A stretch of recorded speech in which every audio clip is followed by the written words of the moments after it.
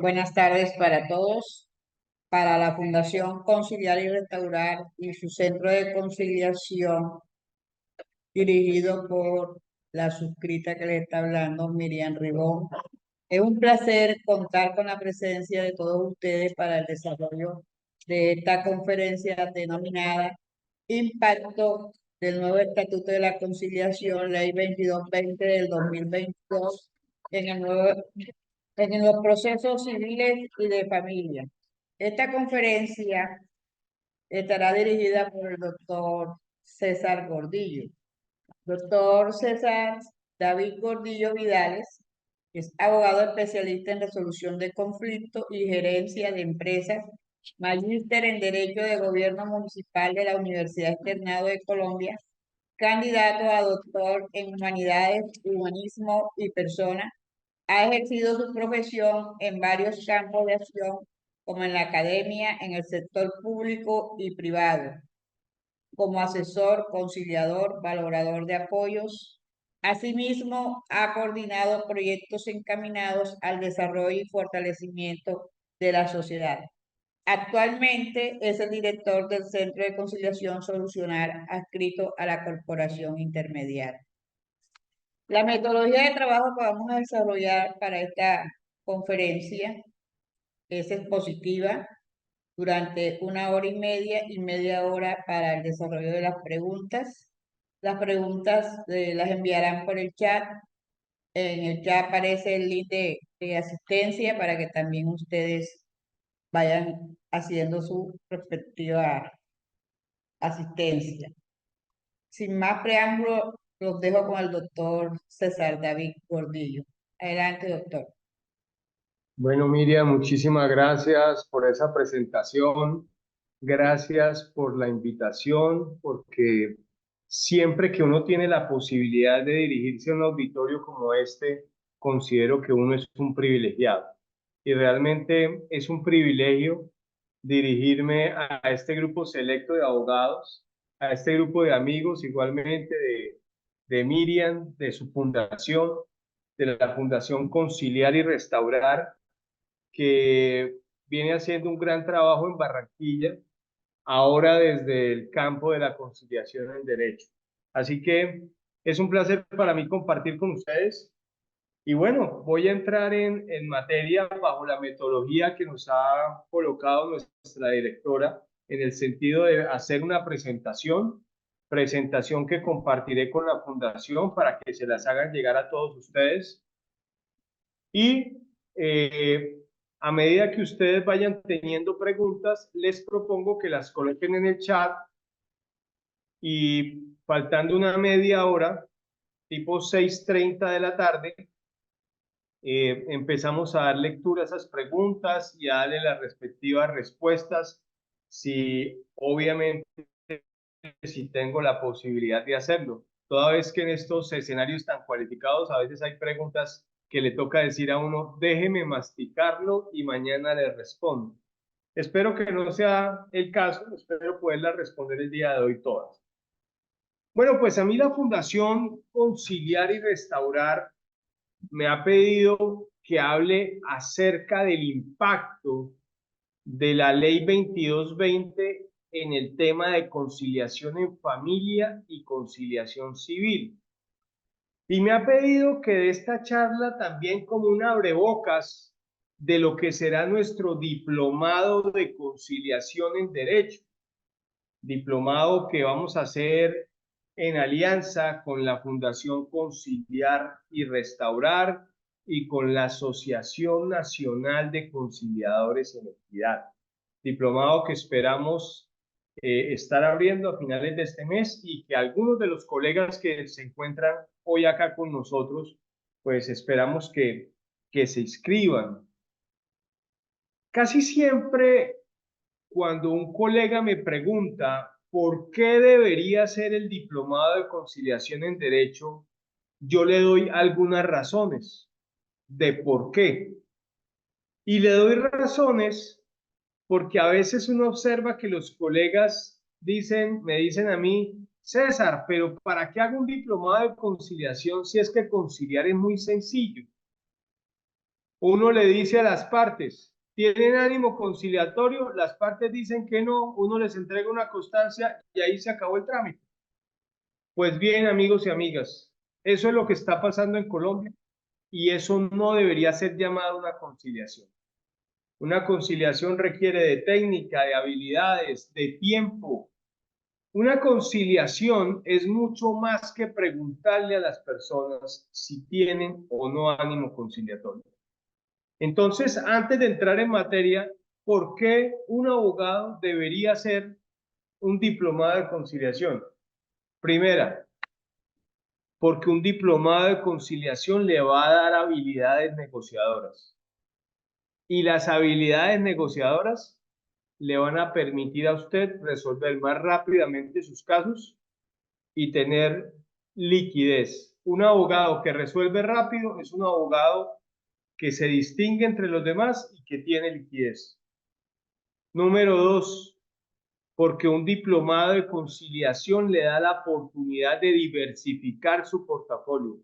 Es decir, le da la posibilidad de trabajar en un centro de conciliación y recibir una tarifa, unos honorarios por la conciliación. Y número 3, porque a medida que pasa el tiempo, nos damos cuenta que hay que intentar no llegar al juez a resolver los conflictos, porque estamos en una situación de inseguridad jurídica y porque los procesos son largos y costosos.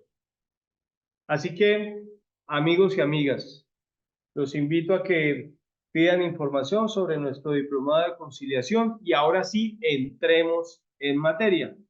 Para entrar en materia, hay que decir que la ley 2220 de 2022 entró a regir en enero del 2023.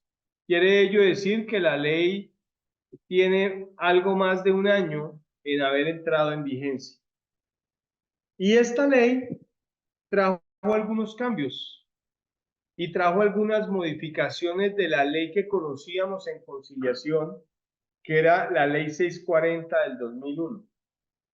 Pero adicionalmente, esta norma no solo derogó la ley 640, sino que derogó toda una otra serie de normativa que conocíamos y que es importante para el ejercicio del derecho. Por ejemplo, derogó la ley 446 del 98, que tenía un artículo que usábamos mucho los abogados al momento de hacer restitución de inmueble arrendado, el famoso artículo 69 de la ley 446 del 98, que nos daba la posibilidad de acudir al juez a que el juez ordenara la restitución del inmueble arrendado cuando habíamos logrado pactar una fecha de entrega del inmueble en una audiencia de conciliación. Pero esta norma también derogó la ley 1395 del 2010, ley que le daba la facultad a los conciliadores en equidad de agotar el requisito de procedibilidad en materia civil y familia. Quiere ello decir, queridos amigos, que la ley 2220 de 2022 no solo introdujo cambios referentes a la ley 640, sino cambios en otros ámbitos relacionados con la conciliación en derecho. Vamos a ver entonces cuáles son esos cambios y cuál es ese impacto que tiene la ley 2220 en materia civil y de familia. Y para ello les voy a compartir una presentación que obviamente será de ustedes y que la Fundación se la remitirá a todos aquellos que diligencien la asistencia. Entonces, tengo en pantalla la primera diapositiva con su título Impacto de la conciliación en procesos civiles y de familia.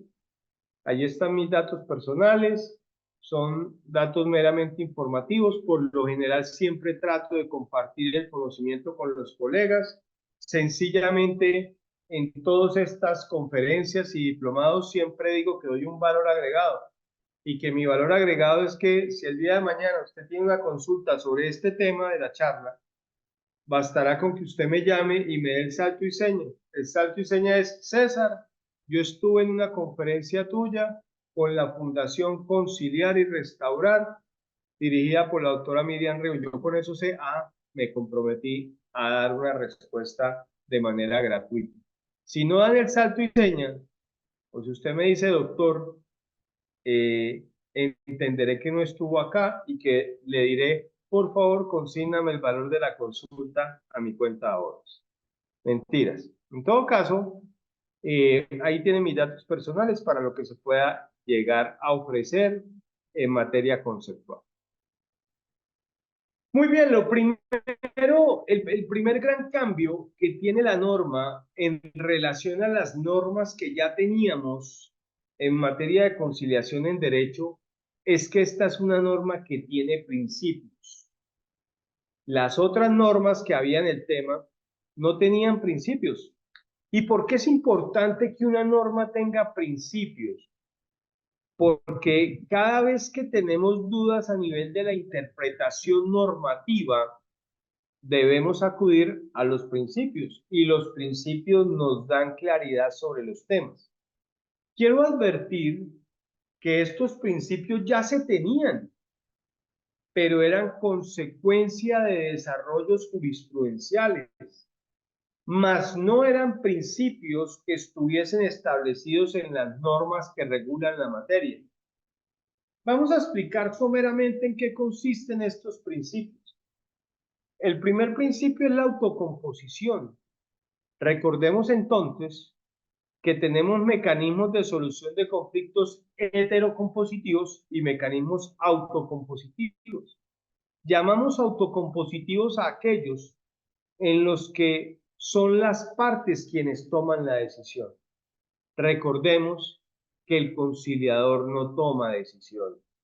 Recordemos que en la conciliación lo que impera es la voluntad de las partes, razón por la cual la autocomposición es un principio que nos lleva a concluir que en los conflictos son las partes quienes toman las decisiones, pero con la ayuda de un tercero neutral llamado conciliador.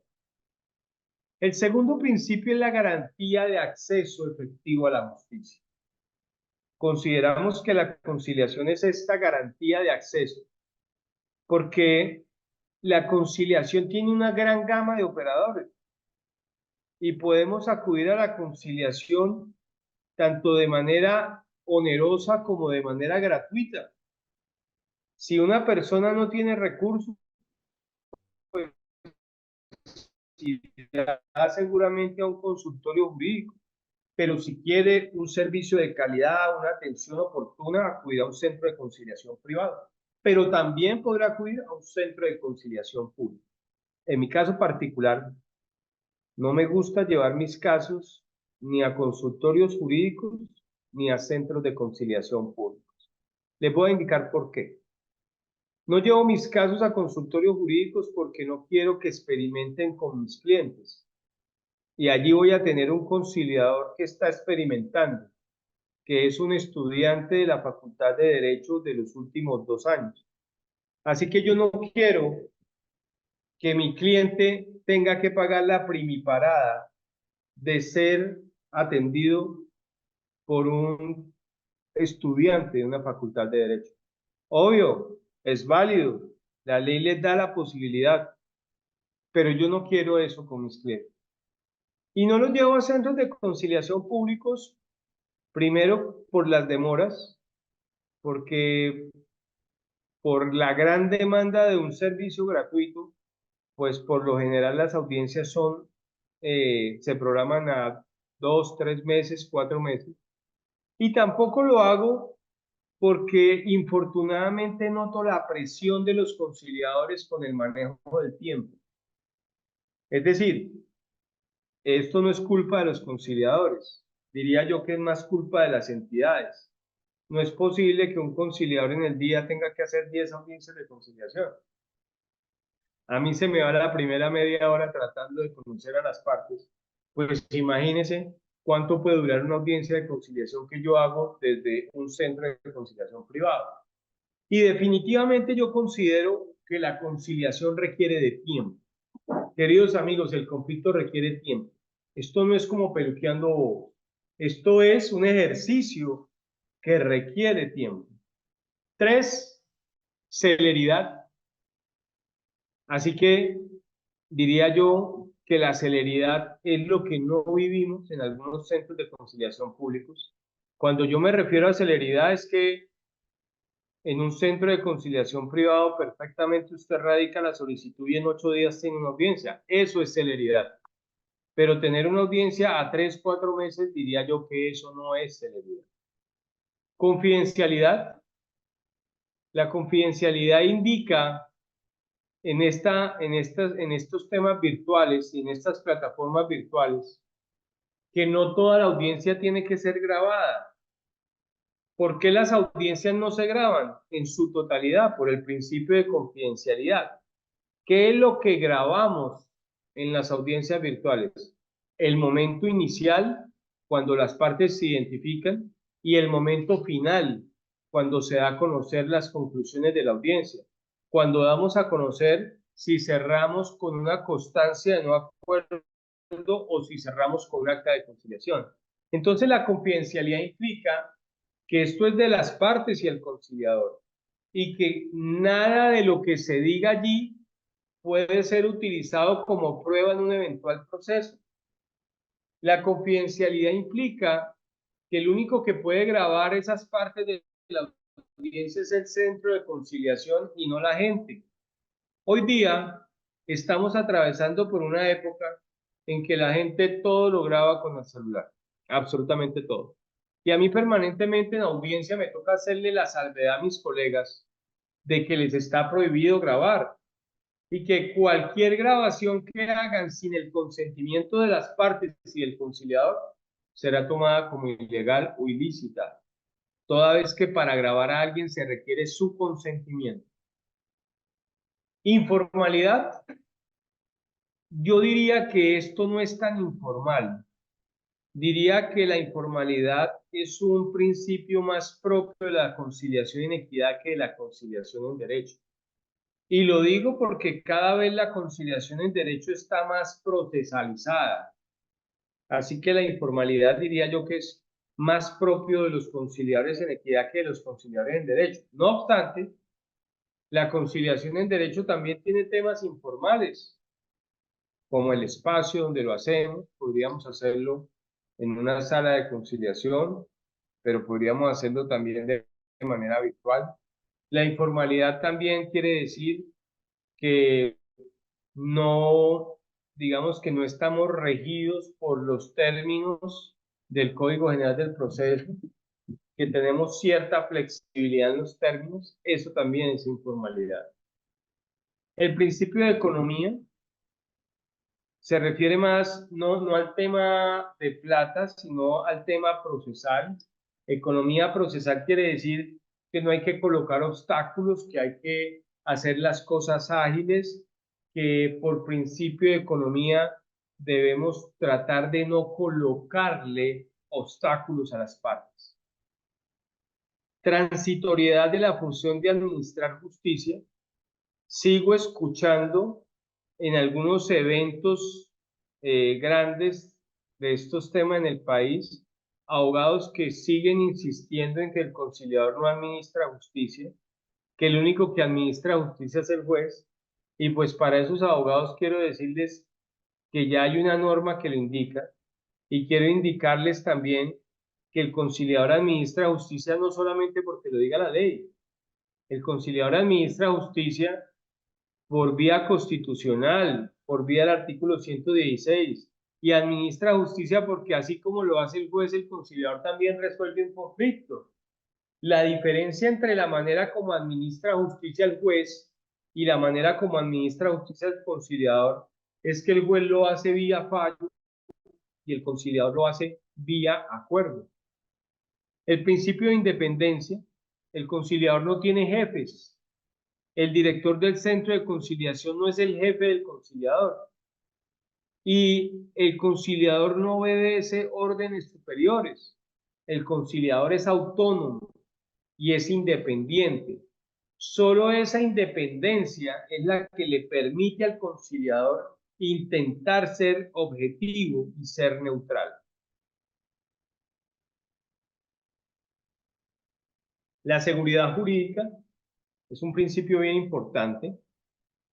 importante sobre todo en la construcción de las actas, porque es que no toda acta de conciliación está llamada a tener efectos jurídicos de cosa juzgada y mérito ejecutivo.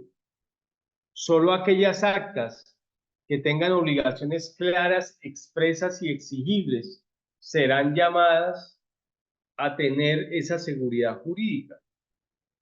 Y en esto de la seguridad jurídica, sigo viendo colegas que por ahorrarse un dinero y por no pagar un centro de conciliación privado, siguen solicitando ante conciliadores en equidad el tema de declaración de unión marital de hecho. Y en este aspecto, la ley 979 del 2005 fue muy clara en decir que solamente se puede declarar la unión marital por 3 vías. Primero, por vía judicial, mediante fallo. Segundo, por vía notarial, mediante escritura pública. Y tercero, a través de acta de conciliación de centro legalmente reconocido.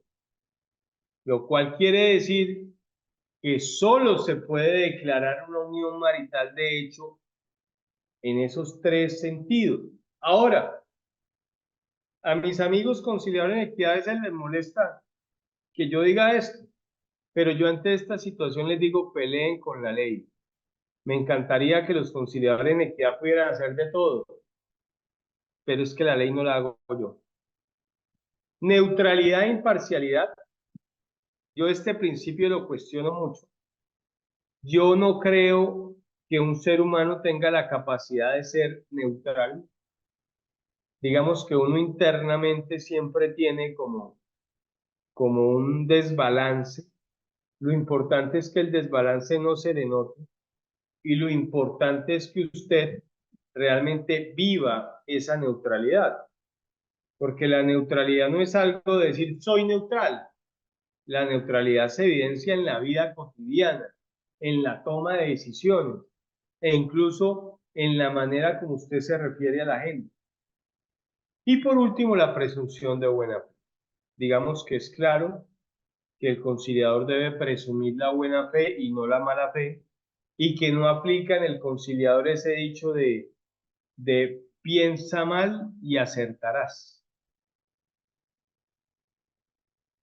Recuerden que si a lo largo de mi charla hay preguntas, váyanlas dejando en el chat para que no se les olviden, váyanlas escribiendo y en la última hora me comprometo a resolverlas.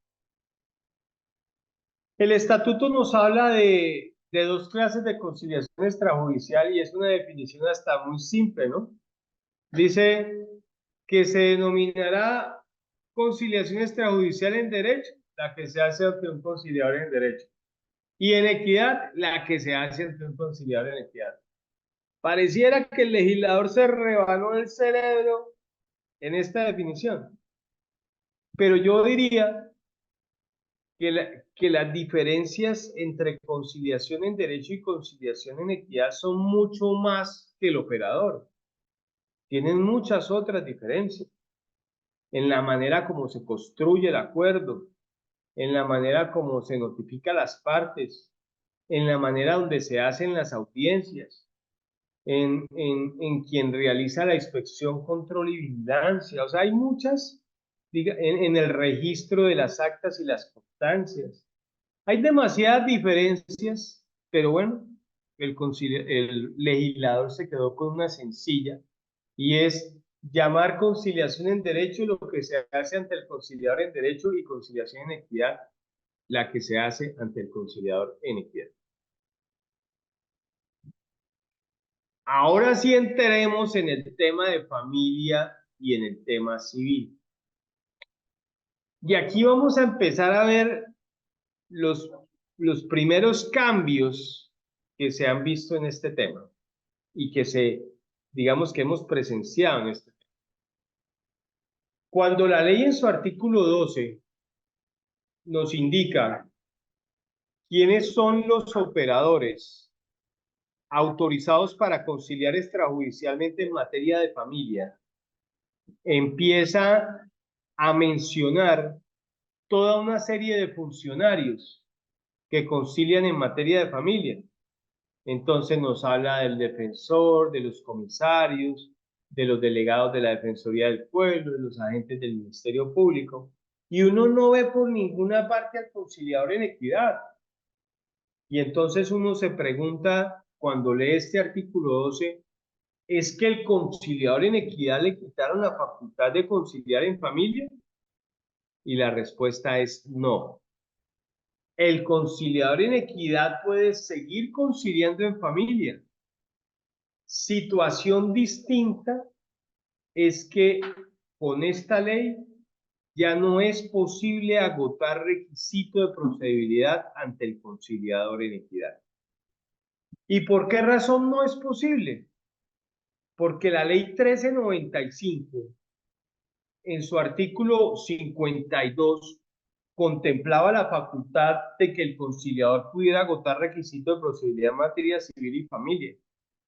Pero esta norma, la ley 2220, derogó esa ley y ese artículo. Por lo tanto, primer cambio y primera gran conclusión de esta charla. El conciliador en equidad sí puede conciliar en familia, pero no puede agotar requisito de procedibilidad en materia de familia. Y al que se esté preguntando, bueno, César, pero si el conciliador en equidad no está allí dentro de los facultados para conciliar en familia, ¿por qué dices que sí puede conciliar en familia?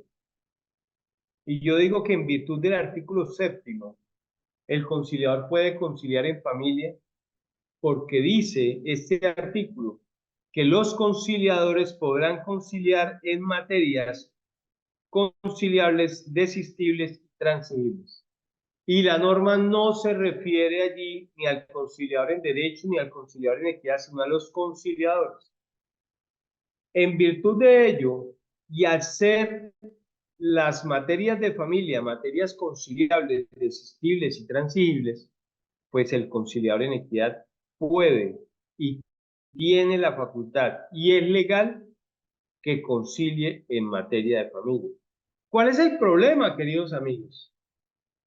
¿Cuál es el problema de que pueda conciliar en familia, pero no pueda agotar requisitos de procedibilidad? Lo voy a colocar de manera muy concreta. Y esto especialmente para los colegas que llevan sus casos de conciliación en familia a los conciliadores en equidad. ¿Cuál es el problema que hay detrás de esto? Si usted va al conciliador en equidad y se hace un acta de conciliación, excelente. Perfecto.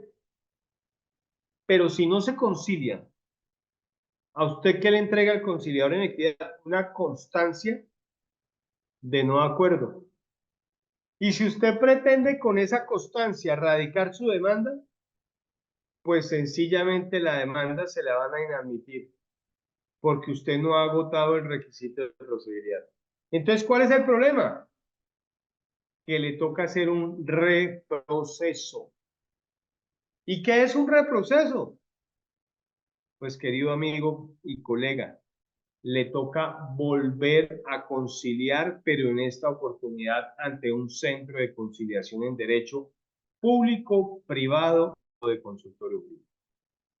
Así que dimensionemos lo que está pasando. En gracia de discusión y tratando de ayudar a mis amigos conciliadores en equidad, en el año 2023 radiqué una demanda de inconstitucionalidad por este tema. Y más adelante le mostraré qué me respondió el magistrado que conoció el asunto. Respuesta que no comparto, pero corte mata docente y magistrado mata docente, así como tinto mata Coca-Cola, dicen por ahí. Muy bien, espero que haya quedado claro el tema. Sobre todo, queridos colegas, porque no quiero que tengan inconvenientes a futuro, porque realmente este es un cambio verdaderamente importante. Revisemos un aspecto muy relevante de la norma. Y es que esta norma, a diferencia de la ley 640, nos trae una lista muy detallada de qué cosas podemos conciliar en familia. qué aspectos se pueden conciliar en familia. Y nos trae una lista detallada de en qué asuntos opera este requisito de procedibilidad. O sea, para aquel que de pronto es nuevo en estos temas y de pronto no tiene claro qué es el requisito de procedibilidad, es preciso señalar que entendemos por requisito de procedibilidad la obligación que tiene quien desea demandar de intentar primero la audiencia de conciliación antes de presentar la demanda. Eso es agotar requisito de procedibilidad. Es la obligación que yo tengo. Yo que quiero presentar una demanda de custodia, tengo una obligación. Y mi obligación es primero intentar la conciliación y si no concilio, luego demandar. Lo que pasa es que la prueba para demostrar que yo intenté la conciliación es la constancia que me expide el centro de conciliación. Si esa constancia es expedida por un conciliador en equidad, a usted no le sirve eso como prueba para acreditar que agotó el requisito de procedibilidad. Entonces dice el artículo 9, dice, ¿en qué asuntos hay que agotar requisito de procedibilidad? Primero, controversia sobre la custodia, visita de los menores y personas en condición de discapacidad conforme a la ley 1996 de 2019. Queridos amigos, esta es otra norma que hay que empezar a estudiar y que es mucho más vieja que la 2220. ¿Por qué hay que empezar a estudiar esta norma? Porque en Colombia se acabó la interdicción. Recordemos, colegas, que cuando una persona tenía una condición de discapacidad mental, su familia presentaba una demanda ante un juez de familia. El juez lo declaraba interdicto y le asignaba un curador o un guardador. Esta norma fue derogada, la norma que declaraba la interdicción fue derogada porque prácticamente la interdicción lo que hacía era quitarle los derechos al ciudadano. Y eso sirvió para que muchos curadores y guardadores se aprovecharan de la condición de discapacidad y le vendieran todos sus bienes a las personas en condición de discapacidad cognitiva. Entonces, por presiones internacionales, el gobierno colombiano se vio abocado a modificar esta norma y ahora no se habla de interdicción, sino que se habla de adjudicación judicial de apoyo. Es decir, la ley 1996 de 2019 considera que todos somos capaces, pero que hay algunas personas que necesitan un apoyo para poder tomar decisiones. Que hay algunas personas que necesitan un apoyo para poder hacer negocios jurídicos. Que hay algunas personas que necesitan un apoyo para poder comer, para poder vestirse, para poder bañarse. Así que amigos y amigas, por favor, hay que estudiar esta norma, porque a la conciliación llegan personas en condición de discapacidad. Y si esa persona llega a una conciliación con una discapacidad cognitiva y no es consciente de lo que hace, usted no puede hacer la conciliación si esa persona no ha venido con su apoyo. En otro momento, quizás miraremos la posibilidad de abrir un curso sobre la materia porque vale la pena entender cómo está operando este tema desde los centros de conciliación. Otro tema que requiere agotamiento de requisitos de procedibilidad es las obligaciones alimentarias. Recordarles que las obligaciones alimentarias no solamente se predican de padres a hijos, sino también, o más bien, no solamente se predican de hijos a padres, sino también de padres a hijos. ¿Por qué razón? Porque en Colombia no solamente tiene derecho a alimentos el menor de edad, en Colombia también tiene derecho a alimentos el mayor de edad en condición de discapacidad. En Colombia también tiene derecho el mayor de edad que está adelantando estudios universitarios y que sus estudios no le permiten ejercer un trabajo o una profesión para poderse mantener y pagar sus estudios. En Colombia también puede ser acreedor de cuota alimentaria la mujer o el hombre que no son responsables del divorcio y que quedaron en mala situación como consecuencia del divorcio. En Colombia también tiene derecho a alimentos ese padre o madre que no tuvo la posibilidad de pensionarse y que está atravesando por una situación económica difícil o que en razón de su ancianidad no puede trabajar. Así que son muchas las personas que en Colombia tienen derecho a cuota alimentaria. Casi siempre se piensa de los menores de edad, pero hay otras personas que tienen también derecho a cuota alimentaria. Hay que agotar requisitos de procedibilidad en la declaración de unión marital de hecho.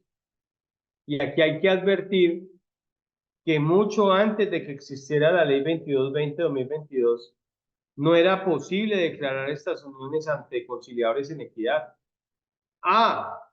Seguramente alguno mira, como suele pasarme con las charlas que doy a los conciliadores en equidad, César, pero yo hice una. Bueno, yo a esas personas les digo, es que en Colombia todo se puede, pero no todo es legal. Tengamos claro eso, por favor. ¿Puede un conciliador en equidad declarar una unión marital? De hecho, pues claro que puede. Tan puede que muchos lo hacen y lo siguen haciendo a pesar de que asisten a mis charlas. ¿Pero es legal que lo haga? No, no es legal. Es absolutamente ilegal. Cuarto, rescisión de la partición en las sucesiones. Todo este tema de sucesiones requiere ir primero a la conciliación en derecho. Conflictos sobre capitulaciones matrimoniales.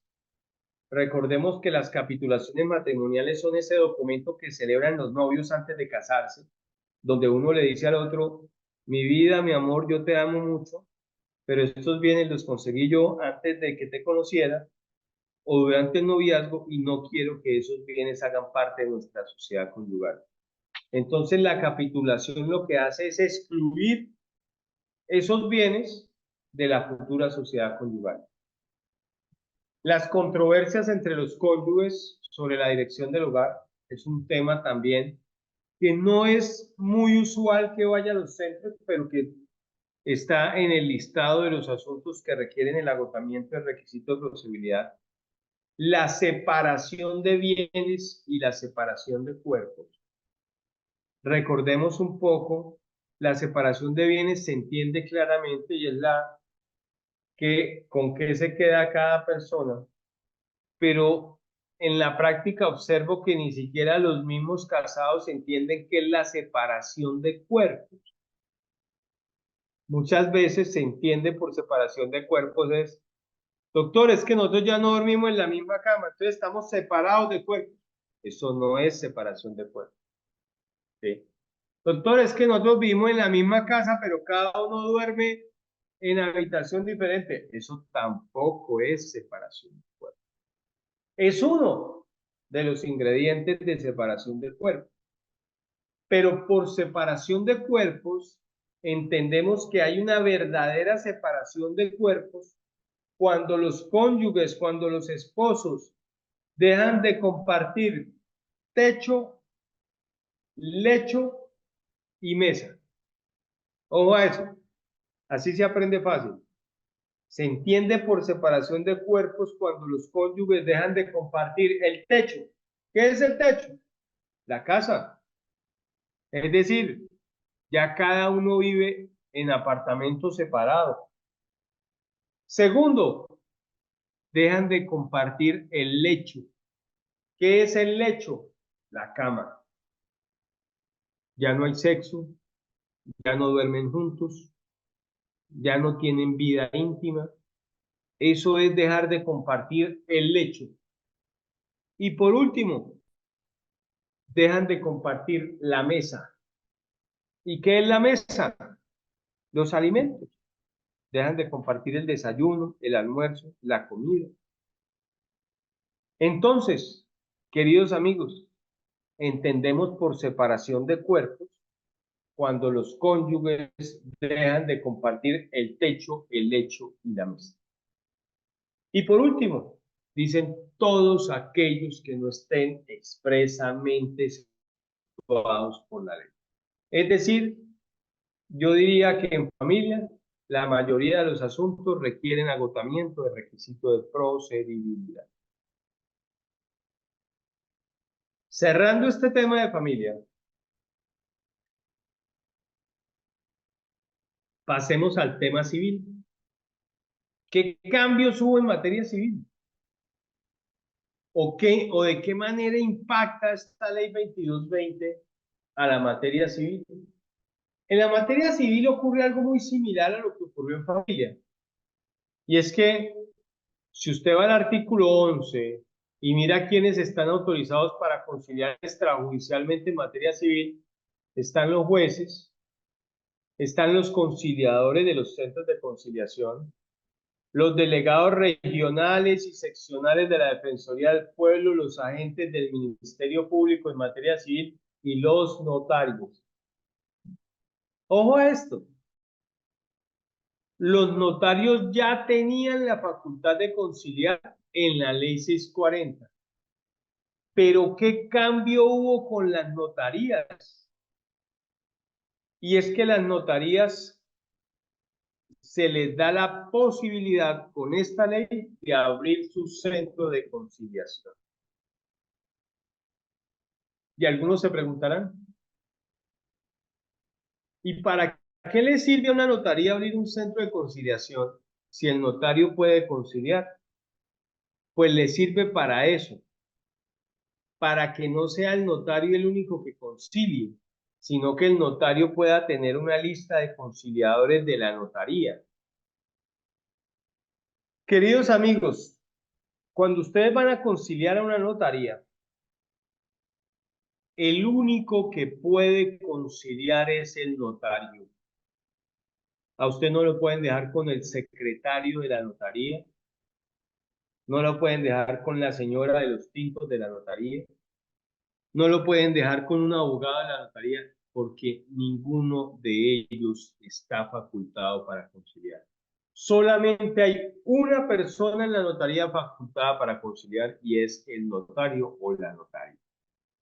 Ahora bien, si esa notaría constituyó un centro de conciliación y pasó por todo el proceso que hay que pasar para que el ministerio lo autorice un centro de conciliación, entonces, si la notaría tiene centro, podrá conciliar una persona distinta al notario. ¿Quién?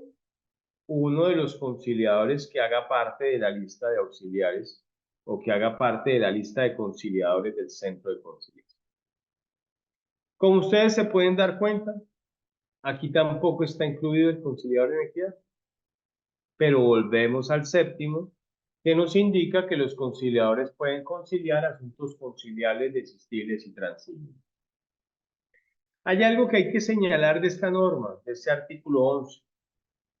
Aquellos municipios donde no haya ninguno de estos funcionarios, dice el artículo, a falta de todos los anteriores, es decir, juez, centro de conciliación, defensoría del pueblo, ministerio público, procuraduría y notario, a falta de todos esos, podrá ser adelantada la conciliación por los personeros y por los jueces civiles o promiscuos siempre y cuando el asunto sea esto.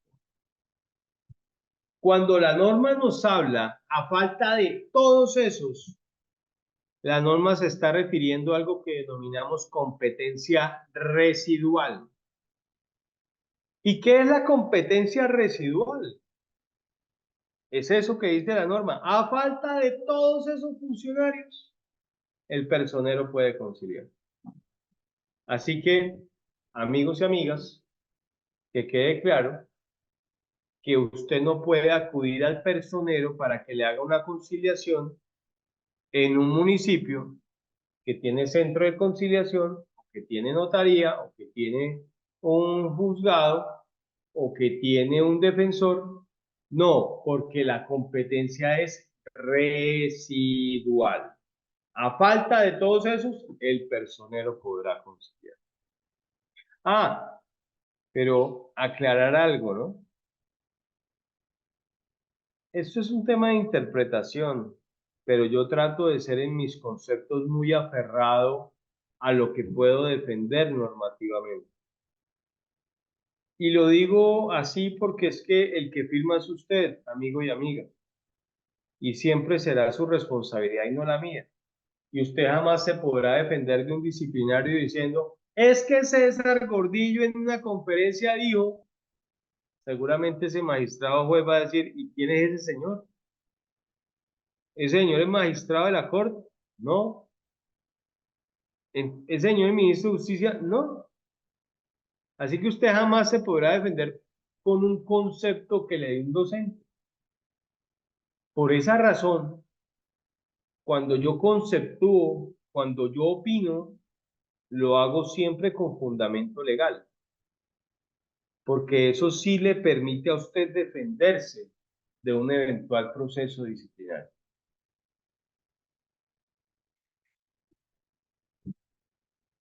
Es importante que hablemos del 144 en materia civil, porque este es el que reemplaza el famoso artículo 69 de la ley 446. Y les estoy hablando de un tema que es pan nuestro de cada día en los abogados. Yo diría que en Colombia, para los que hemos sido abogados independientes, hay dos tipos de procesos que se han constituido en nuestro pan nuestro de cada día. El primero, un ejecutivo. ¿Qué abogado que litigue no ha tenido un ejecutivo? Proceso ejecutivo es el pan nuestro de cada día. Deudas. Y el otro es el proceso de restitución de inmueble arrendado. Proceso de restitución que se complejiza en nuestra patria, en nuestro país. Ante la falta de autoridad que hay en Colombia, la gente ha tomado la decisión de quedarse a vivir en los predios sin pagar arriendo. Porque hoy día le dice uno a alguien, lo voy a demandar. Y la gente dice, pues demándeme, nos vemos en 5 años. Así que esto es lamentable. Por esa razón, cuando a mí me llegan estos casos de que a una persona, alguien se le quedó viviendo allí en el apartamento que arrendó, que se vuelve un problema para ese propietario, porque muchas personas en este país dependen de un canon de arrendamiento. Muchas personas en este país no lograron la pensión, pero con esfuerzo lograron comprarse un apartamentico y lo arrendaron y con ese canon de arrendamiento la gente vive. Y eso es lo que no nos ponemos en la posición de los propietarios. O sea, es decir, esto está patas arriba. Y cuando digo que esto está patas arriba es que ahora pareciera ser un pecado ser un propietario, ¿sí? Porque todo el mundo tiene derechos, el inquilino tiene todos los derechos y el propietario, el que trabajó para adquirir ese bien, ese que no tiene derechos. Pues bien, en mi ejercicio profesional recomiendo, siempre cuando me llegan estos casos, le digo a la gente, salvemos el inmueble, así se pierdan los cánones de arrendamiento. Y la mejor manera de salvar el inmueble, así se pierda el canon, ¿cuál es? Yendo a una audiencia de conciliación y que en esa audiencia se pacte lugar, fecha y hora para la entrega. Así se pierdan los cánones de arrendamiento. ¿Por qué razón recomiendo esta salida? Porque si usted logra que se pacte un lugar, fecha y hora de entrega y no se lo cumple, usted no tiene que adelantar todo el proceso de restitución de inmueble arrendado. En virtud de este artículo 144, bastará con que usted le solicite al juez que comisione a la autoridad competente para que haga el desalojo o la restitución del inmueble. Se radica esa solicitud ante el juez y el juez le ordena al alcalde municipal del municipio X que comisione un funcionario para que vaya y haga la entrega de ese inmueble. Queridos amigos, es lo más rápido, es lo más económico y eso lo podemos hacer en virtud del artículo 144. Aclarar un tema.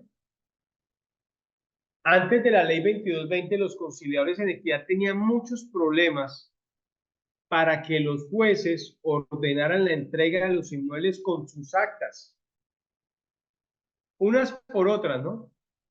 A nuestros amigos conciliadores en equidad les quitaron unas cosas, pero le dieron otras. Pareciera ser que de alguna manera los compensaron. Como si dijeran, bueno, les quitamos el requisito de procedibilidad, pero les vamos a arreglar el otro problemita que tenían.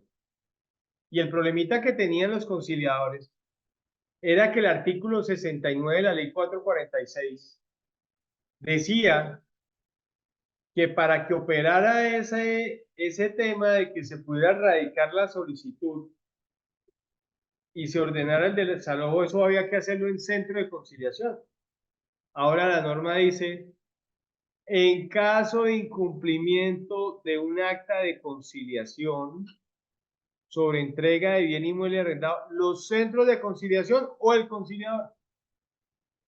Cuando la norma dice los centros de conciliación o el conciliador, ¿qué está diciendo? Cuando dice los centros de conciliación, se está refiriendo a la conciliación en derecho. ¿Y por qué se está refiriendo a la conciliación en derecho? Porque los conciliadores en equidad no funcionan desde centros de conciliación.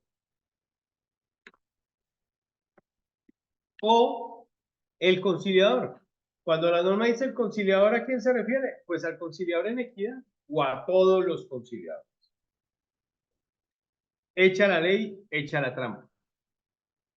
Tengo por ahí un amigo mío que me dijo, hermano, pues como la norma dice centros de conciliación, entonces se inventó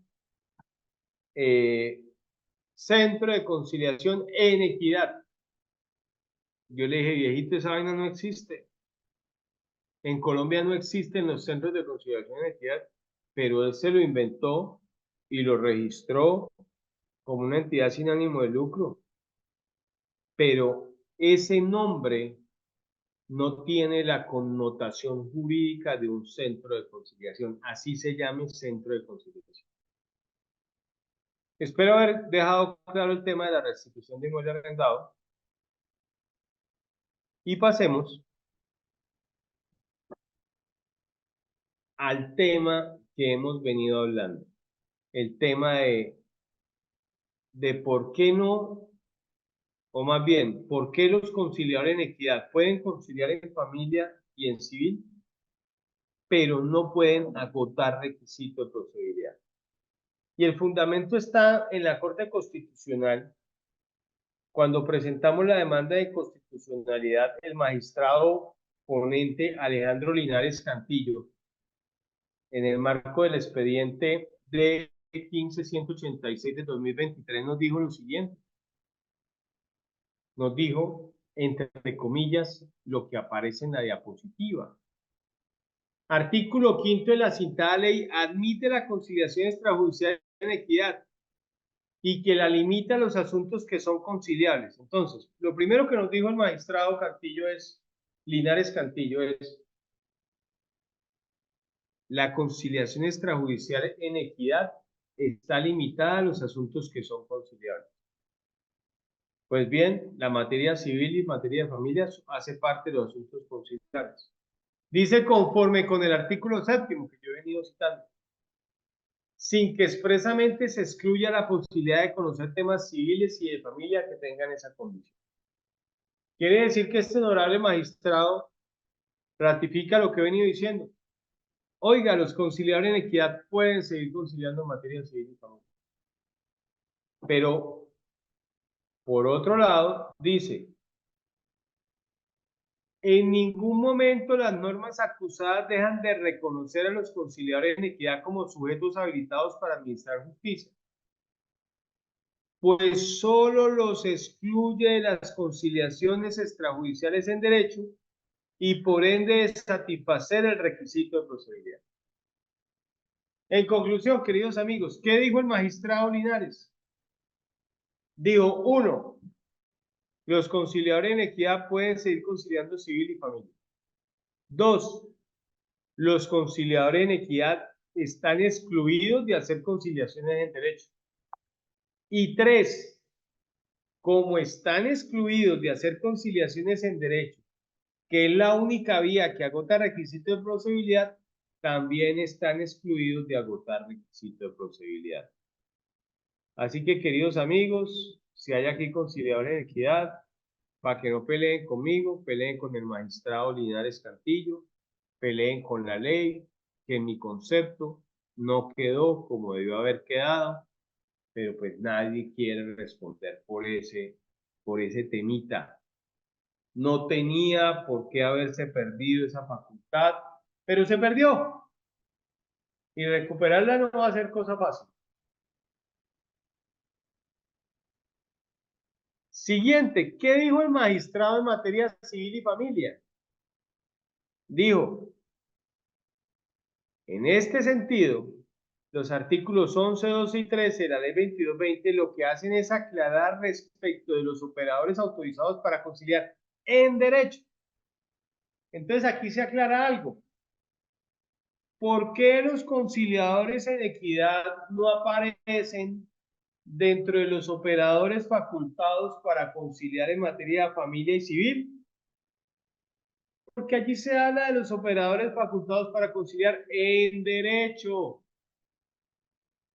Pero dice el magistrado a renglón seguido, lo anterior no significa que no exista la posibilidad de conciliar asuntos civiles y de familia ante los conciliadores de la conciliación extrajudicial en equidad. Solo que en relación con ellos, como lo afirman los demandantes, aquí el suscrito, acompañado como de 50 conciliadores en equidad, y fue expuesto en el auto inadmisorio, su marco de acción son los artículos 5 y 7 de la ley 2220. Cuando dice el magistrado que el marco de acción de los conciliadores en equidad son los artículos 5 y 7, nos está diciendo que el marco de acción de los conciliadores en equidad son los asuntos conciliables, los asuntos desistibles y los asuntos transigibles. Ya voy cerrando mi intervención porque estamos a 15 minutos de las 6:30. Y para rematar, ¿qué dijo el magistrado sobre el requisito de procedibilidad? Y esto sí es contundente.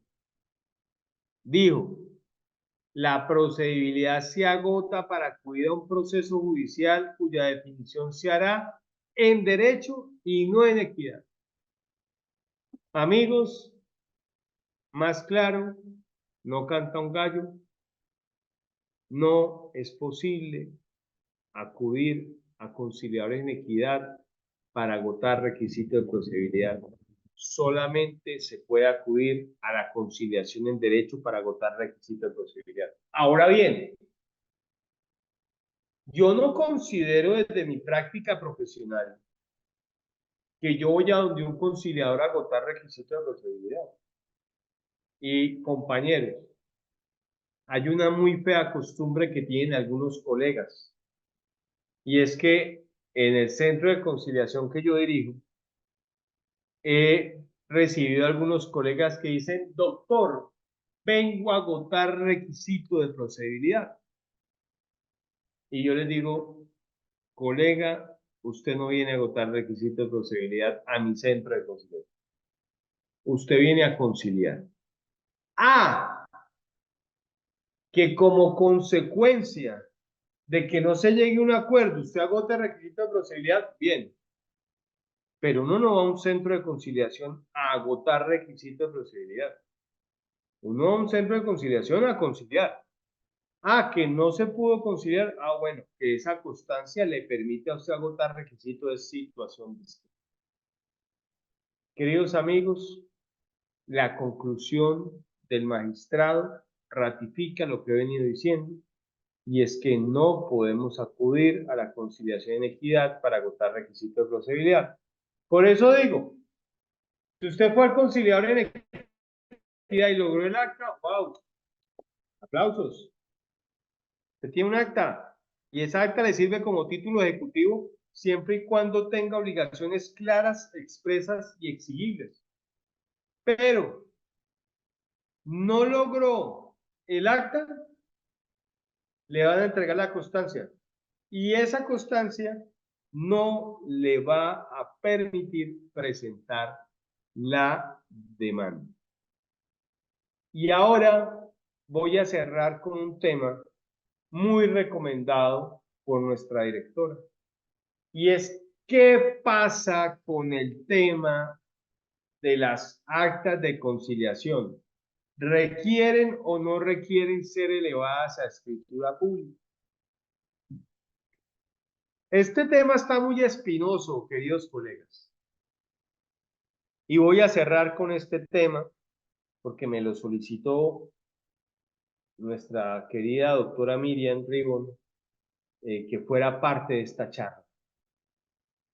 Queridos amigos, esta no es la primera vez que en Colombia se intenta que las actas de conciliación que contemplan temas sobre bienes sujetos a registro. ¿Cuáles son bienes sujetos a registro? Bienes inmuebles como casas, lotes, fincas, oficinas, apartamentos. Esos son inmuebles sujetos a registro. Y hay otros que son los muebles sujetos a registro. ¿Cuáles son los bienes muebles sujetos a registro? Las motocicletas, los carros, las camionetas, los camiones, las naves, las aeronaves, los barcos, las lanchas, la maquinaria pesada. Todo eso hacen parte de los bienes muebles sujetos a registro. ¿Qué quiere decir eso de sujeto a registro? Quiere decir que en materia de venta, por ejemplo, de bienes inmuebles, la venta no se perfecciona con la escritura pública. Quiere decir que usted no puede decir, soy el propietario porque tengo la escritura. No, usted se vuelve propietario cuando tiene la escritura pública registrada.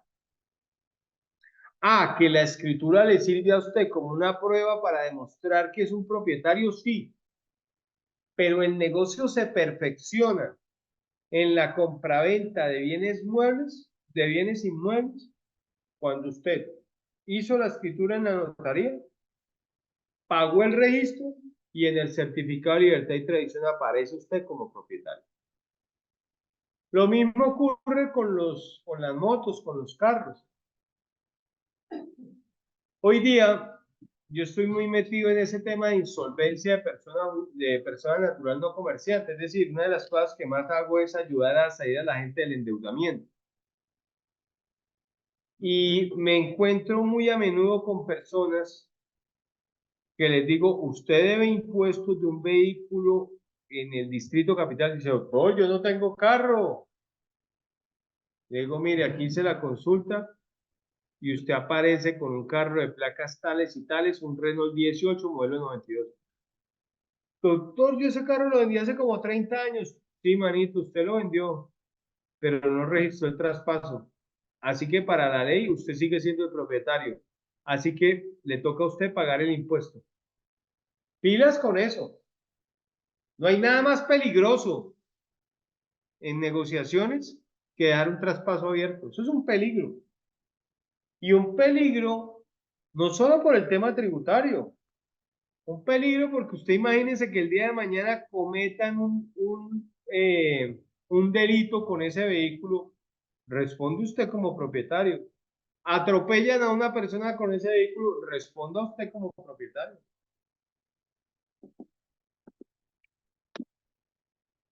Entonces, amigos y amigas, decía yo que este es un tema de vieja data. Y en la ley 1395 del 2010 se logró un artículo muy similar al que salió. y es que decía que las actas de conciliación no requerían ser elevadas a escritura pública. Pues bien, después de esa norma, los notarios sacaron el estatuto notarial y registral y ese estatuto tumbó esa norma. Y ahora el estatuto de la conciliación tumba, digo tumbar, deroga, excúseme la palabra tumbar, porque no es una palabra que haga parte de nuestra jerga jurídica. Deroga es la palabra técnica. Este estatuto deroga esa norma del estatuto notarial y registral que nos obligaba a elevar las actas a escritura pública. Cuando decimos elevar el acta a escritura pública, estamos diciendo que antes del estatuto de la conciliación, si usted hacía un acuerdo donde una persona le entregaba a otra un bien para pagarle una deuda, ¿usted qué tenía que hacer? Coger el acta, llevarla a la notaría, que la notaría convirtiera el acta a una escritura pública y se registraba la escritura pública. ¿Qué está diciendo el estatuto? Ya no. Ahora usted coge el acta y ya no la tiene que llevar a la notaría que la convierte en escritura pública. Coja el acta y llévela directamente al registro para que en registro se perfeccione o se registre la transacción. Entonces, la ley 2220 de 2022 en su artículo 146 derogó expresamente esa norma del Estatuto Notarial y Registral. Pero voy a decir una cosa que no salga de Latinoamérica. Los notarios no se quedaron quietos. Mis amigos, los notarios. Y digo mis amigos porque tengo muchos amigos en la notaría. Y no se quedaron quietos. Y cuando se empezaron a registrar las actas, salió una norma, circular 128 del 30 de marzo del 2023 de la Superintendencia de Notariado y Registro. Y la norma que hizo esa circular 128, como había ley, dio directrices para registrar las actas de conciliación en registro de instrumentos públicos. Pero adivinen qué pasó. Salió el 15 de diciembre de 2023 como regalito de Navidad para los conciliadores la circular 452.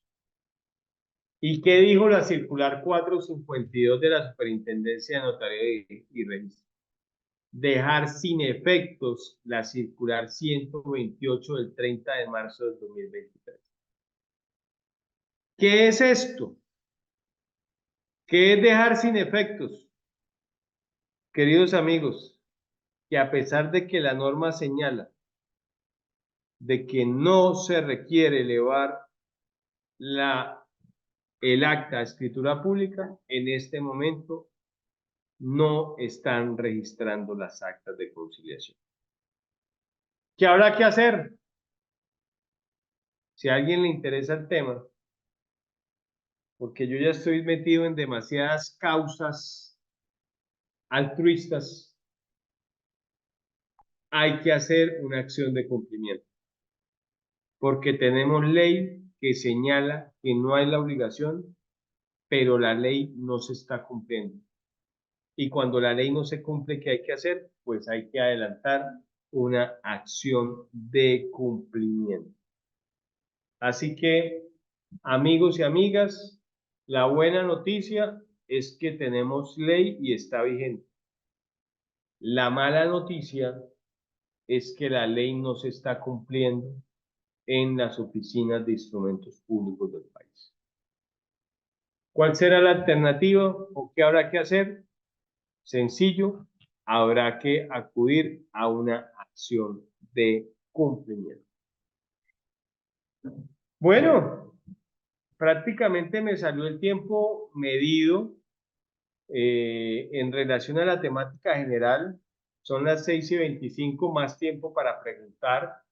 Así que yo le pediría a Giselle, a la persona que nos asiste, si de pronto le da lectura a las preguntas o a la doctora Miriam Ribon, si empezamos entonces a leer las preguntas que hay en el chat y de esta manera, eh, digamos, empezamos como a despejar todos esos interrogantes que pueda haber en nuestra comunidad de participantes. Así que Giselle o Miriam, les agradezco, pues, como para que no se escuche solo mi voz, que me digan qué preguntas tenemos en el chat y empezamos a resolverlas. Doctor, en este momento no nos aparece en el chat ninguna pregunta, pero si alguno de los que está presente desea hacer la pregunta, pues directamente levante la manita. De Ah, muy pronto, bien, muy bien. de Entonces, pronto mucho mejor. de pronto estamos bien concentrados en el tema y pues es la oportunidad de hacer la intervención con respecto a las preguntas acerca de los temas tratados en el día de hoy. Ok, observo que tenemos 24 participantes. Qué buen grupo, qué bueno que nos estén acompañando.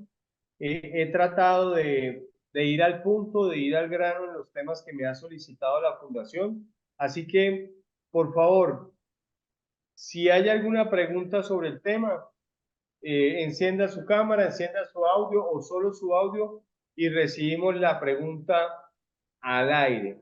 Así que si hay alguien que desee preguntar, con mucho gusto Doctor, atendemos. Señor. le habla Edgardo Enrique Viloria Mercado. Doctor, mi Ricardo. pregunta es lo siguiente. En el caso de incumplimiento de las actas de conciliación, usted manifestó, doctor, que eh, para la solicitud de la entrega de un bien inmueble, en el ejemplo que puso, había que solicitarlo ante la autoridad judicial para que comisione a la autoridad competente. Mi pregunta es, o sea, ¿tiene que interponer una demanda? Doctor Edgardo, qué buena pregunta. Realmente esta solicitud no es propiamente una demanda, pero tiene casi que el mismo contenido que una demanda. ¿Por qué razón, doctor Edgardo?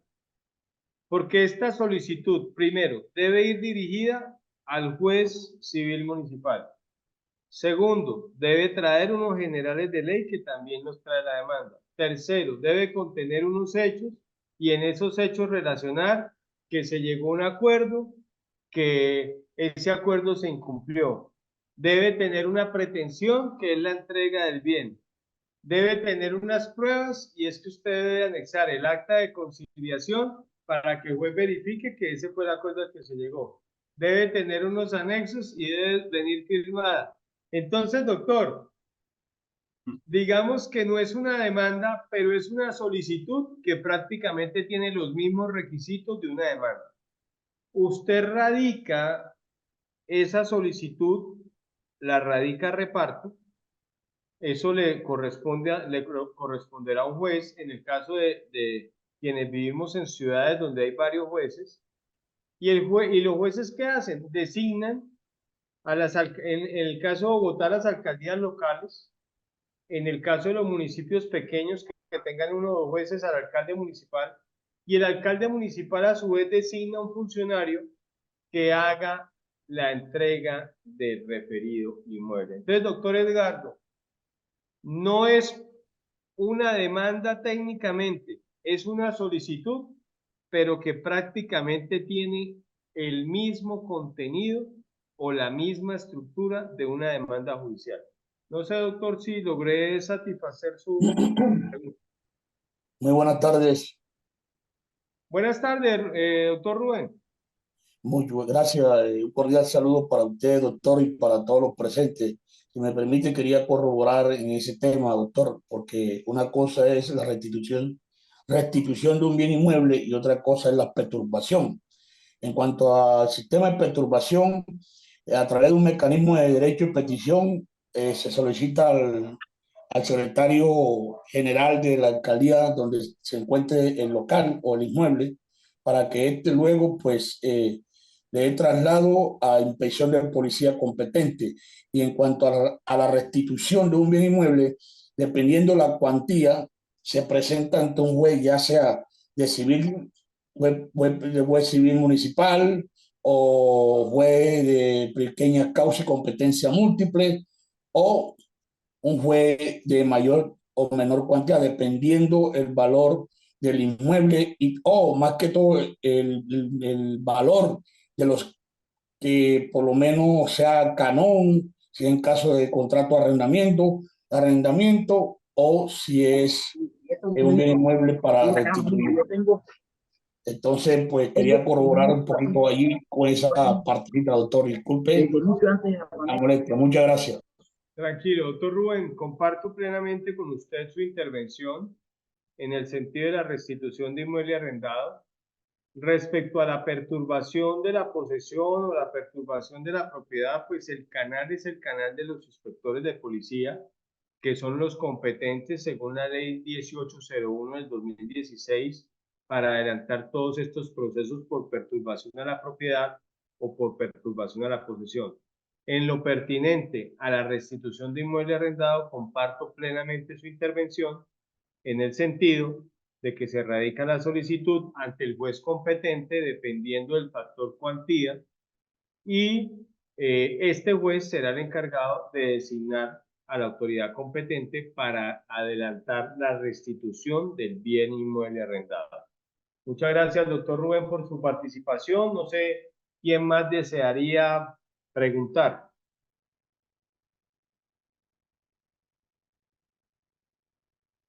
Bueno, si no hay preguntas, yo podría hablar de pronto de un tópico en el que quisiera quizás aportar algo adicional, pero me interesa primero sus preguntas. Así que si hay alguien más que desee preguntar. No, como buenas tardes, como quiere usted que haya pregunta, la pregunta mía va basada en lo siguiente. ¿Cuántas horas demora esta conferencia y a través de qué mecanismo se despiden los certificados de participación? Bueno, esta es una pregunta más metodológica, pero sí, esta conferencia, digamos que se tiene previsto su culminación hacia las 7 de la noche y los certificados de asistencia se les estarán enviando sus correos electrónicos. Entonces, obviamente, pues tenemos programar los últimos 30 minutos para preguntas, así que agradezco que el público haga las preguntas y si no hay preguntas, entonces tocaría un tema adicional de la ley 2220 que no hemos tocado hasta el momento. Entonces, abro el espacio para que si alguien más desea preguntar, bienvenida a la pregunta. Aló. Dime. Buenas tardes, doctor. Buenas tardes, doctora Miriam. Tengo una inquietud, es la siguiente. ¿Por qué la conciliación de la restitución de un bien inmueble arrendado conllevaría a la pérdida de los cánones de arriendo adeudados por parte del arrendatario? Oiga, qué interesante pregunta. Realmente yo no quise decir eso. No quise decir que recuperar el inmueble conllevaría a renunciar a los cánones. Y voy a extenderme un poquito más en esta respuesta. Digamos que lo que he intentado decir es que en el evento de que haya que sacrificar los cánones para recuperar el inmueble, yo prefiero sacrificar los cánones y recuperar el inmueble. ¿Por qué estoy diciendo esto? Doctor, ¿me recuerda su nombre?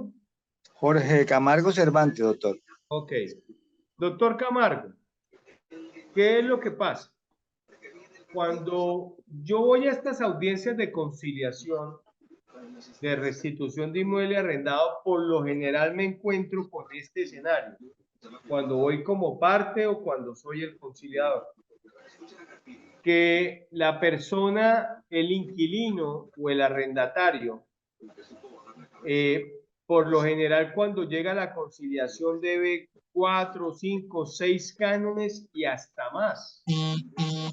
Y como el arrendatario es consciente de que el trámite de restitución puede ser demorado Entonces, la mejor manera de uno persuadir al acuerdo es decirle a ese arrendatario, mire, hagamos una cosa, entrégueme en 8 días y le rebajo los cánones. Entonces he visto que por regla general, la mejor manera de persuadir a aquella persona que no paga el arriendo y que no entrega el inmueble es rebajándole los cánones. Lo cual no quiere decir, doctor, que uno no pudiera lograr un acuerdo donde la persona se comprometa a pagar y adicionalmente se comprometa a entregar el inmueble. Pues eso es lo ideal, doctor. Lo ideal cuando vamos a estas conciliaciones es que salvemos el canon los cánones de arrendamiento en mora y que también salvemos o que recuperemos el inmueble. Pero quizás no me expliqué bien. Lo que quise decir es que una muy buena manera de recuperar el bien y de persuadir al inquilino a que entregue es rebajándole los cánones de arrendamiento. Pues es que a quien no le interesa, si debe 6 cánones y cada canon vale 1 millón, y si yo le digo me entregan 8 días y le rebajo 6 millones, pues se vuelve un muy buen negocio para el arrendatario. Entonces, estimado autor, no quiere decir que uno tenga que sacrificar siempre los cánones de arrendamiento o que estos cánones siempre se vayan a perder. Ok, gracias, doctor. Bueno, ¿alguna otra pregunta? ¿Alguna otra inquietud? Doctor César, Señora. una inquietud.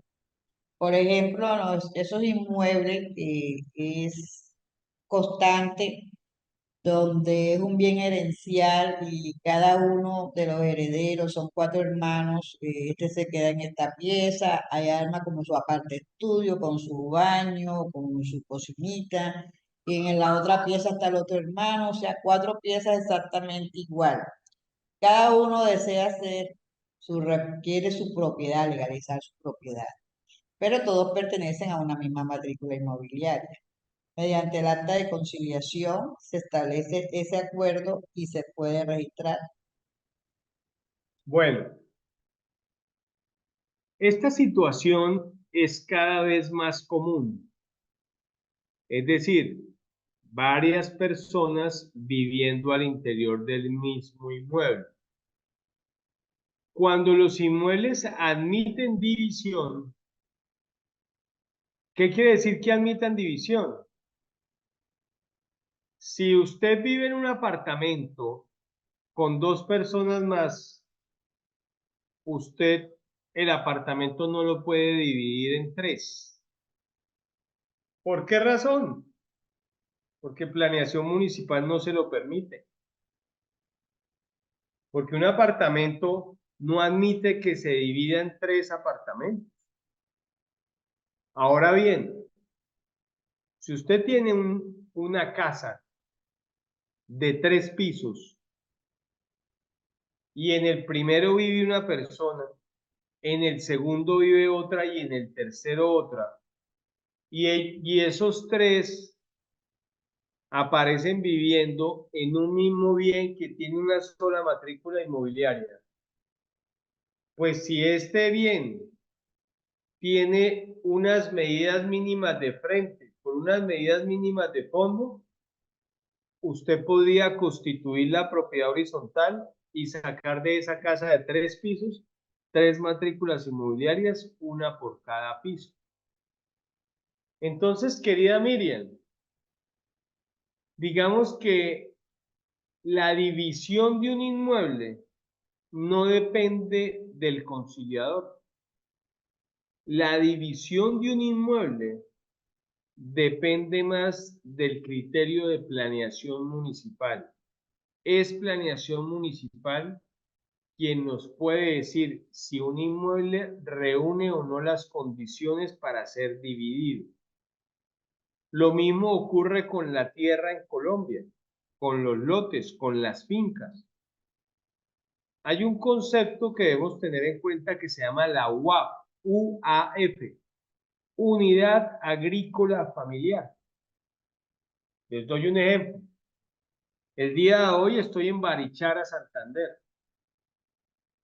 En Barichara, Santander, no se admiten divisiones de predios por debajo de los 1000 metros. Quiere decir que si usted tiene un lote de 10.000 metros, usted podría sacar 10 lotes de 1000. Pero usted no podría sacar 20 lotes de 500 metros. ¿Y por qué usted no podría sacar 20 lotes de 500 metros?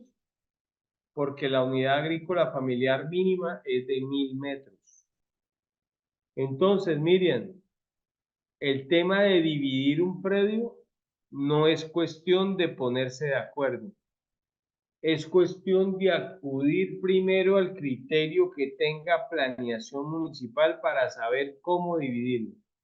Después de que tengamos claro el criterio, podríamos reunir a unas partes y mirar la posibilidad de dividirlo. ¿Qué es lo que ocurre cuando 3 personas, por ejemplo, en el caso que nos coloca la doctora Miriam Ribu, 3 personas que vivan en un mismo apartamento, son herederos? Se murió el papá, que era el dueño, tenía 3 hijos, los 3 hijos vivían con su papá, murió el padre, se quedaron los 3 hijos viviendo ahí, hacen la herencia, el bien que les queda a nombre de los 3. Esos 3 hijos que viven dentro del mismo inmueble tienen las siguientes opciones.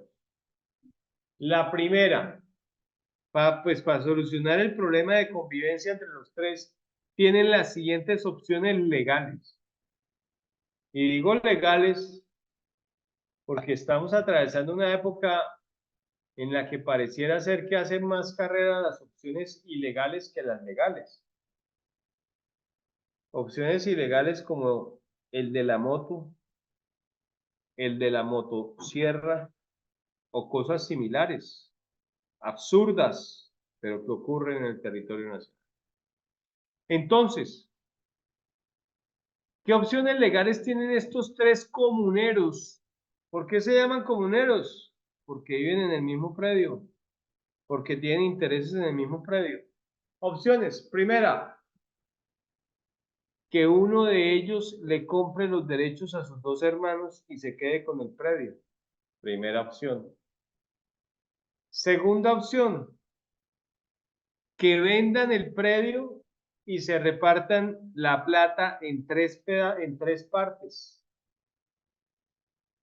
Y la última opción, y la que yo nunca recomiendo, si ellos no tienen la capacidad de ponerse de acuerdo en comprarse entre ellos los derechos o en salir a vender el predio y repartirse la plata en partes iguales, la tercera opción es la más dolorosa. La tercera opción consiste en presentar una demanda que se llama proceso divisorio. ¿Y qué hace el juez? Si el predio se permite la división, pues lo divide en 3 partes. Pero si es un apartamento, pues no se permite la división.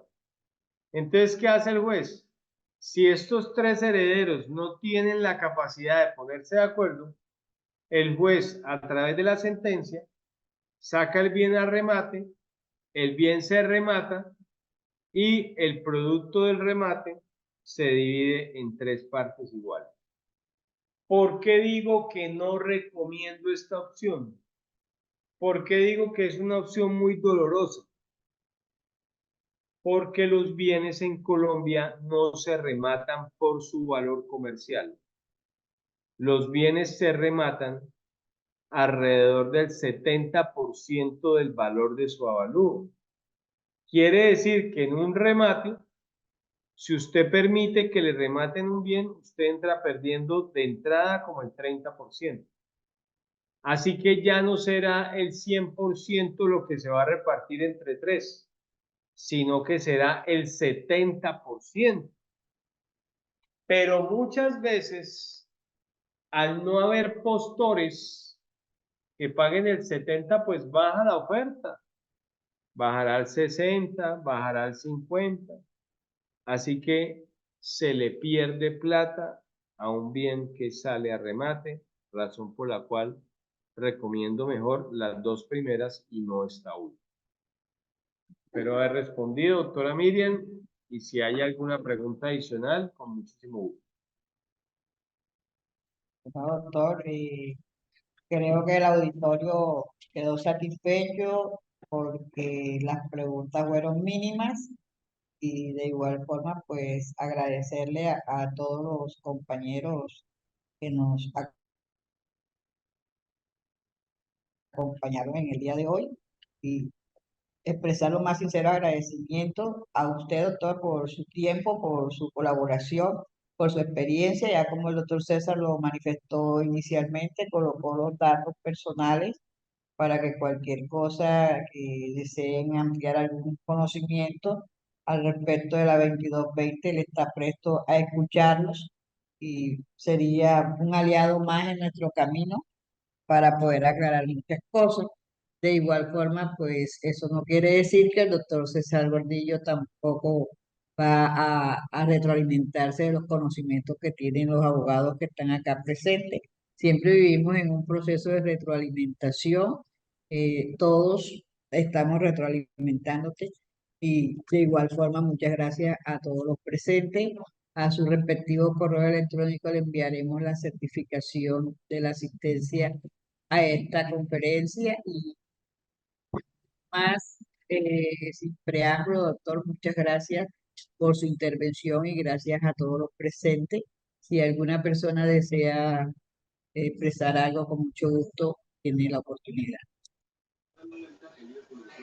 Darle las gracias, te habla Jorge Camargo Cervantes, darte las gracias a la doctora Miriam y al doctor César por su excelente participación y aclaración en cuanto a la nueva ley de conciliaciones.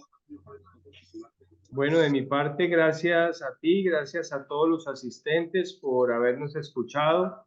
Agradezco muy especialmente a la doctora Miriam Ribon y a su fundación por la invitación que me ha hecho. Y recuerden que quienes deseen profundizar en estos temas, estamos próximos a abrir nuestro diplomado de conciliación en Derecho, que tendrá la posibilidad de hacerse de manera mixta, tendrá la posibilidad de hacerse virtual, quizás algunas sesiones presenciales a nivel de entrenamiento, y pues nunca es tarde para que nos hagamos conciliadores en derecho y para que diversifiquemos nuestro portafolio. Cualquier información se comunican con la doctora Miriam y estaremos prestos a atender sus inscripciones para verlos en una futura oportunidad. Que tenga una feliz noche y gracias a todos. Gracias a usted, doctor. Gracias por la invitación a todos. Feliz noche. Bendiciones. Muchas gracias. Muchas gracias.